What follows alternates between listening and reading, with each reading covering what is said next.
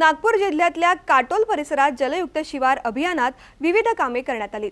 काटोल तालुक्यात 94 किलोमीटर नाल्याचं खोलीकरण आणि रुंदीकरण करण्यात आलंय। या कामामुळे विहिरींच्या पाणी पातळीत वाढ झाली आहे, तसंच भूगर्भातल्या पाण्याच्या पातळीतही वाढ झाली आहे। नुकतंच तनिष्कांच्या सदस्यांनी या कामाची पाहणी करून समाधान व्यक्त केलंय।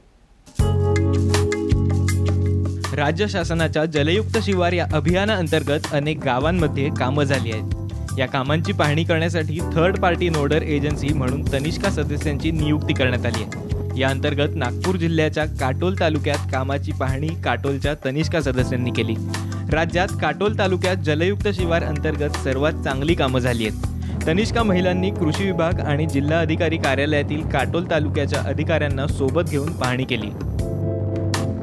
कारक आहे, कारण या कामामुळे खरंच चांगल्या पद्धतीचं काम झालेलं आहे आणि जवळजवळ बऱ्याच अंशी हे काम पूर्ण झालेलं आहे। तपासणी केलेली आहे, त्यामध्ये आम्ही समाधानी आहोत आणि यामुळे इथे जो शेतकरी वर्ग आहे तो पण समाधानी होईलच, पुढे जास्त प्रमाणात होईल, कारण यामुळे बारमाही पण पिकं घेता येईल। आता हे सगळं पाहिल्यानंतर मला असं वाटते आणि मी आश्वस्त आहे की हे नक्कीच एक पॉझिटिव्ह इम्पॅक्ट आहे की इन फ्युचरमध्ये जे कास्तकार आहेत, ग्रामीण क्षेत्राचे ज्या काही पाण्याच्यामुळेच पाण्यावरच डिपेंड असते आणि त्यामुळेच त्यांचं सगळं काही हे असते, तर ते नक्कीच या गोष्टींमुळे त्यांचं आर्थिक उन्नती प्रगती नक्कीच ते समोर जातील।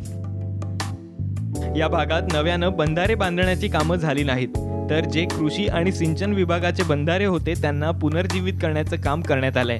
या जुन्या बंधाऱ्यांमध्ये गाळ साचला होता। हा गाळ काढून बंधाऱ्याचं खोलीकरण आणि रुंदीकरण करण्यात आलं। 2 तालुक्यात 350 बंधाऱ्यांचं 94 किलोमीटर पर्यंत खोलीकरण आणि रुंदीकरण करण्यात आलंय। या बंधाऱ्यांमध्ये 1,500 TCA पाणी जमा आहे। जिल्हा नियोजन समिती आणि कृषी विभागाच्या मदतीने ही कामं करण्यात आली आहेत। आज आमची या 350 कामामध्ये जी आम्हाला लेंथ मिळाली त्याच्यामध्ये 94 किलोमीटर आम्ही हे असं नाला खोलीकरण केलेलं आहे पूर्ण 99 गावामध्ये। या कामांमुळे जवळपासच्या जमिनीत पाण्याची पातळी वाढली आहे। परिणामी विहिरी तुडुंब भरल्या आहेत, त्यामुळे येथील पिण्याच्या पाण्याचा प्रश्न सुटलाय।